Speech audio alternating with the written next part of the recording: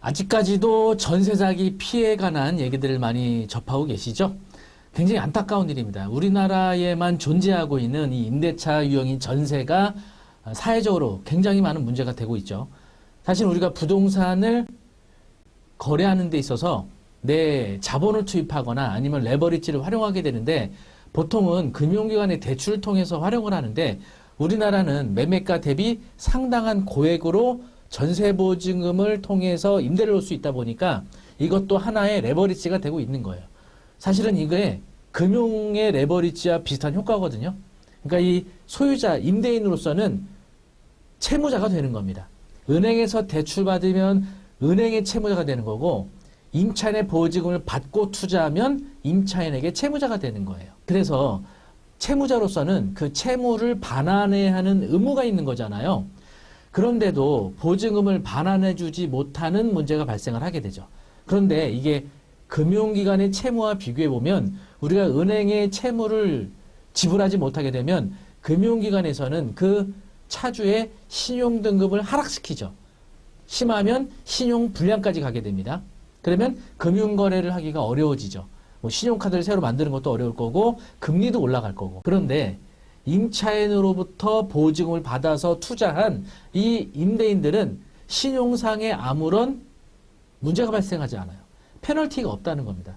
그러다 보니까 그동안 너무 무분별하게 이런 갭투자라고 하죠. 전세보증금을 통한 갭투자가 있어 왔던 겁니다.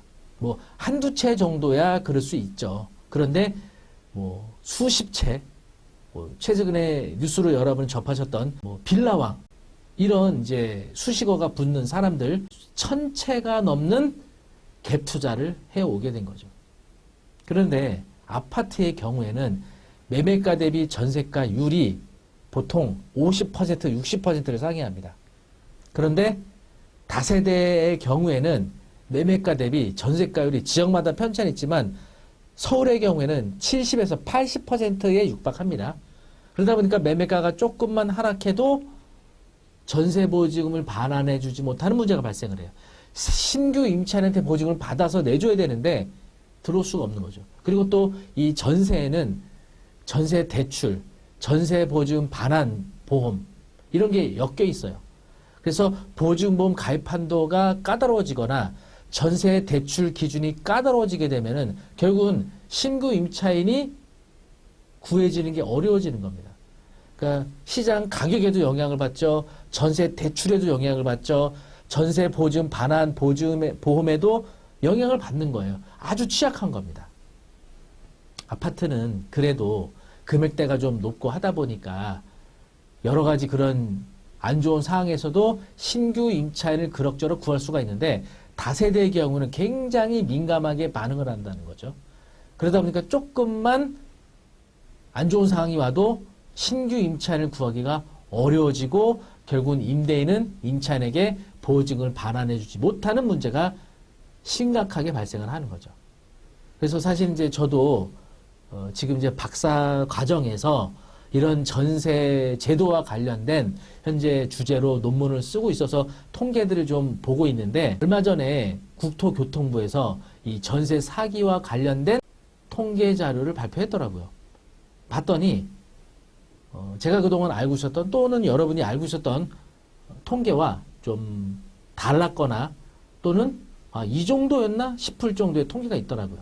함께 자료 보면서 전세 사기 문제가 얼마나 현재 심각하게 발생되고 있는지 함께 보도록 하겠습니다. 국토교통부에서 발행한 전세 사기 피해 실태 조사 결과 및 피해자 지원 현황 자료입니다. 전세 사기 피해자로 인정받기 위한 조건에는 대항력을 구비해야 되죠. 전시고 확정일자.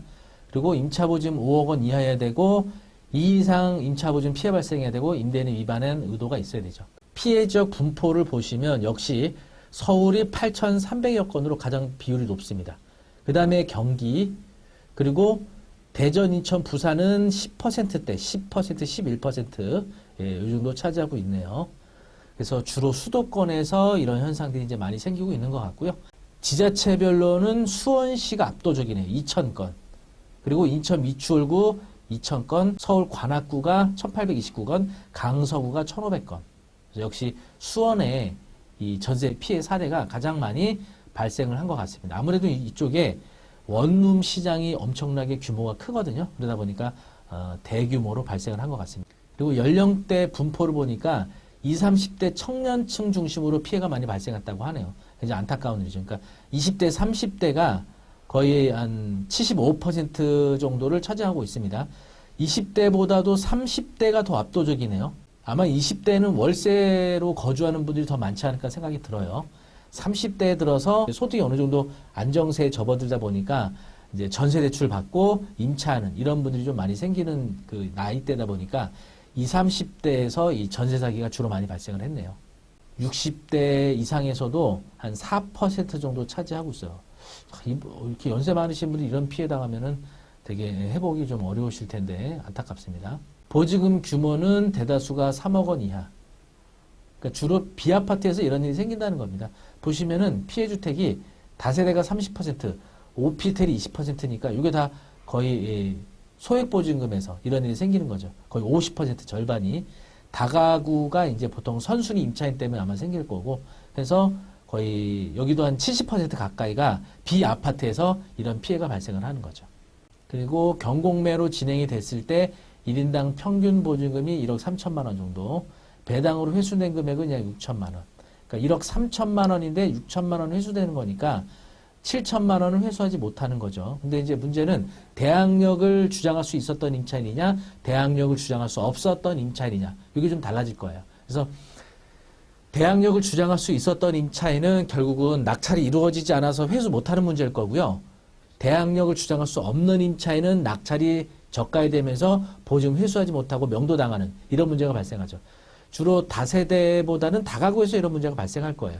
그러니까 먼저 대출이 있었던 집에 임차인들이 많이 이제 계속 들어가는 겁니다. 그리고 본인이 세 번째로 들어갔거나 아니면 맨 마지막으로 들어갔거나 하면서 낙찰가가 하락이 되면서 일단 1순위로 그냥 배당이 될 거고, 선순위 조세가 있었다면 조세 채권이 또 배당이 될 거고, 그 다음 임차인 소액보증금에 해당하는 임차인들 받아가고, 그리고 확정일자에 따라서 순위대로 배당을 받아가니까 사실은 본인이 최우선 변제 해당도 안 되고 임차인보다도 먼저 들어간 임차인들이 다수 있었다고 하면 사실은 보증금을 손해볼 가능성이 매우 높죠. 경매 그 다가구 시장에서도 이런 문제가 굉장히 많이 발생하거든요. 그래서 특히 다가구 임차할 때는 각별히 주의하셔야 돼요. 볼 게 너무 많아요. 그러니까 근저당이 있는지 없는지 보셔야 되고, 그리고 근저당이 설정돼 있다면 그 금액이 얼마 정도인지, 그리고 나보다 먼저 전입돼 있는 임차인들이 몇 명이 있고 그들의 각 보증금 액수는 얼마인지 이걸 계산할 줄 알아야 돼요. 근데 일반인들이 이거 계산하기 쉽지 않죠. 그래서 지금은 임대차 계약할 때 임대인의 체납된 조세 정보도 확인해야 되고요. 다가구나 단독과 같은 일반 건축물들, 그러니까 경공매 때 내 보증금보다 먼저 배당을 받는 선순위 임차인들에 대한 정보도 확인을 해야 돼요. 그래서 전입세대 확인서 봐야 되고 확정일자 발급대장도 봐야 돼요. 이걸 다 검토하셔야 됩니다. 그러니까 다가구나 단독 또 상가주택 다 마찬가지입니다. 이런 일반 건축물의 형태의 임대차 계약은 정말 확인해야 될 게 많고 검토할 게 너무 많아요. 전세 사기 유형에는요, 보시면 동시 진행 및 무자본 갭투기가 되어 있죠.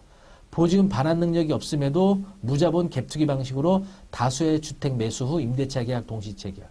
그러니까 예를 들면 이런 거죠. 뭐 매매가가 2억인데 전세가 1억 8천에서 2억. 이런 주택들이 있어요. 주로 다세대나 오피텔에서 이런 문제가 생기거든요. 그러니까 2천만 원 내지는 돈 한 푼 안 들이고 사는 거예요. 이런 거를 그냥 막 엄청나게 수집을 하는 거죠. 그랬다가 이제 시세 하락하게 되면은 반환을 못 해주는 이런 문제가 생기는 거죠. 그래서 그런 책을 썼던 얘기도 있어요. 뭐 나는 뭐 돈 없이도 뭐 몇백 채 샀다. 뭐 이런 책을 쓰신 분이 있거든요. 그분들이 전형적인 이런 전세 사기에 해당하는 겁니다. 그리고 이제 두 번째로 선순위 권리 과다. 그러니까 공동담보 또는 선순위 거주당 과도하게 설정된 주택들. 주로 이제 이게 다가구에서 발생하는 유형입니다. 다가구. 다세대는 이런 일이 잘 없죠. 다가구, 다세대 구분은 하실 줄 알죠. 다세대는 여러분이 흔히 말하는 빌라예요. 빌라. 이걸 다세대라고 합니다. 호수별로 구분 소유 등기되어 있는 부동산들. 다가구는 이게 1인 소유를 말하는 거예요. 그러니까 세대는 다 가구 수는 많지만 1인 소유. 그러다 보니까 이게 경매로 되면은 나보다 먼저 전입신고하고 들어간 임차인이 경매에서 돈을 먼저 빼갈 거란 말이에요. 그렇게 되면 이제 내가 후순위로 밀려서 피해를 보게 되겠죠. 그리고 세 번째가 신탁사기 무권계약. 이 신탁사기도 꽤 많은 편입니다. 집주인이, 그러니까 소유자가 담보신탁 대출을 받은 거예요. 그럼 소유권이 신탁회사로 이전되거든요. 그러니까 실질적인 소유권은 내가 행사할 수 있지만 대내외적인 소유권은 신탁사가 가지고 있단 말이에요. 그래서 임대차 계약할 때 신탁회사 동의를 받아야 돼요. 신탁회사 동의받지 않고 계약 체결하게 되면 임차인으로서 대항력을 주장하지 못하거든요. 경매가 진행됐든 공매가 진행됐든 공매가 진행되지 않았든. 그래서 이거 되게 중요한 문제인데 어쨌든 요거는 임차인들도 각별히 신경 쓰셔야 됩니다. 그리고 계약상 기망, 뭐 내가 근저당이 있는데 내가 보증 받으면 근저당 말소해주겠다 또는 전세보증 보험 가입해주겠다 라고 했는데 가입을 안 해주는 거죠. 뭐 이중 계약을 한다든지 또는 대항력을 악용하는 거. 대항력이 다음 날부터 효력이 생기니까 계약 직후 근저당을 설정하는 거죠. 그래서 임차인이 전입신고하기 전에 근저당을 설정한다든지 근저당 설정과 임차인 전입이 같은 날 발생한다든지 그럼 이제 피해가 발생할 수 있는 거죠. 우리가 전자제품 구입할 때요. 어때요? 이게 한 10분, 20분 보고서 금세 구매하지 않으시죠? 가격도 비교해야죠. 그 모델과 성능도 봐야죠. 뭐 쿠팡이 싼지 G마켓이 싼지 막 비교하셔야 될 거 아니에요. 그리고 자동차 뭐 몇천만 원 정도 하는 자동차도 구매하시려고 하면은 아마 몇 날 며칠 고민하고 비교하고 검토하실 거예요. 그런데 우리가 수억 원에 달하는 전세 계약을 하면서 여러분 한번 생각해 보세요. 얼마나 신중하게 하셨어요? 그렇게 신중하게 잘 안 하시죠. 등기부등본도 심지어는 내 손으로 직접 열람도 안 합니다. 물론 중개사가 열람을 해주지만 내 손으로 등기부등본을 볼 줄은 알아야죠. 그리고 거기에 관련된 각종 서류들, 위반 건축물이 있는지 없는지 건축물리장도 봐야 되고 등기부등본을 통해서 권리관계가 어떤지 등기부등본도요. 한 번 보는 게 아니죠. 계약 전에 한 번 보고 잔금 지급하기 전에 한 번 또 봐야 돼요. 2번을 봐야 됩니다. 최소. 그 다음에 또 집주인이 세금 체납이 있는지 없는지 국세지방세 완납증명도 봐야 되고 다가구 단독 상가주택 같은 일반 건축물의 경우에는 나보다 먼저 전입되는 임차인의 정보도 확인을 해야 돼요. 봐야 될 게 너무너무 많습니다. 담보신탁된 경우에는 신탁에서 동의를 받아야 될 거고 이런 거 좀 어려서부터 교육이 되어야 되거든요. 근데 우리나라는 그게 안 돼 있어요. 그래서 그나마 지금 최근 들어서 전세사기가 사회적으로 이슈가 되다 보니까 이런 뭐 안심전세 앱이 나온다든지 또 각 지자체별로 전세 계약을 안전하게 할 수 있는 이런 상담을 해주는 그런 센터들도 상담사들도 마련을 해서 무료로 상담받게도 해줍니다. 하지만 이게 내가 어딘가에 가서 상담을 해야 되고 어플을 깔아야 되고 이거 내가 행동을 해야 되는데 사실은 우리나라 분들이 좀 이렇게 수동적인 게 있어요. 그래서 이런 것들 아예 학교 차원에서 교육이 좀 이루어져야 된다고 좀 생각이 들거든요. 물론 이런 것들이 고등학교 과정 중에 들어가면 좋은데 우리나라 고등학교 과정이 아무래도 입시에 치우치다 보니까 이런 교육을 할 뭐 교사도 없고 시간도 없겠죠. 그래서 이런 것들을 꼭 교과 과정이 아니고 특강 형식으로 해서 뭐 한 학기에 한 번 또는 1년에 한 번 정도는 교육을 할 수 있는 프로그램을 좀 학교 차원에서 마련해야 되지 않을까. 고등학교 과정에 넣기 어렵다면 최소한 대학교 과정 정도에는 뭐 교양 필수 정도로 해서 학생들이 이 수업을 통해서 자신의 부동산을 안전하게 지키는 방법도 배워야 될 거고 또 전월세 계약을 하는 임대차에 관련된 필수 정보들도 교육을 좀 받아야 되는 이런 시스템이 좀 필요할 것 같아요. 그래서 20, 30대 가장 피해가 많이 발생한다는 건 결국은 사회 초년생들 이들이 사회에 나오자마자 이런 피해를 당하는 거거든요. 너무 안타까운 일이잖아요. 그래서 이들이 학교에서부터 이런 교육을 받을 수 있는 프로그램이 좀 필요하지 않나 그런 생각이 듭니다. 내 재산은 내가 지킨다는 마음으로 여러분들 각자가 꼼꼼하게 확인하고 또 공부도 필요합니다. 뭐 이렇게 말씀드리면 좀 그렇지만 경매 공부를 하시게 되면은 이런 부동산과 임대차와 관련된 공부들을 어쩔 수 없이 하게 되거든요. 경매 권리분석의 핵심이 바로 대항력이에요. 대항력이 있는 임차인은 낙찰받은 사람이 함부로 내보내거나 보증금을 부담하게 될 가능성이 있거든요. 그래서 임차인으로서는 대항력이라는 권리를 취득하는 거, 대항력이 어떤 의미를 갖는지 이것이 되게 중요하단 말이에요. 그래서 여러분들이 경매를 같이 공부하시면 이런 데서 큰 도움이 또 되지 않을까 싶습니다. 저희 PL 에듀에서는요, 현재 그 경매와 공매 관련된 온라인 교육을 서비스하고 있거든요. 저희 홈페이지 한번 소개해 드리도록 하겠습니다. 네, 검색창에 PL 에듀라고 검색하시면요, 저희 홈페이지로 오실 수 있고요. 여기 보시는 것처럼 네, 부동산 경매 마스터 패키지 팝업이 올라가 있으니까 여기 클릭하시면 네, 해당 공지 글로 이렇게 연동이 됩니다. 사실 이제 이게 원래 그 49만 6천 원이거든요. 근데 평생교육 이용권을 받으신 분들 아마 계실 거예요.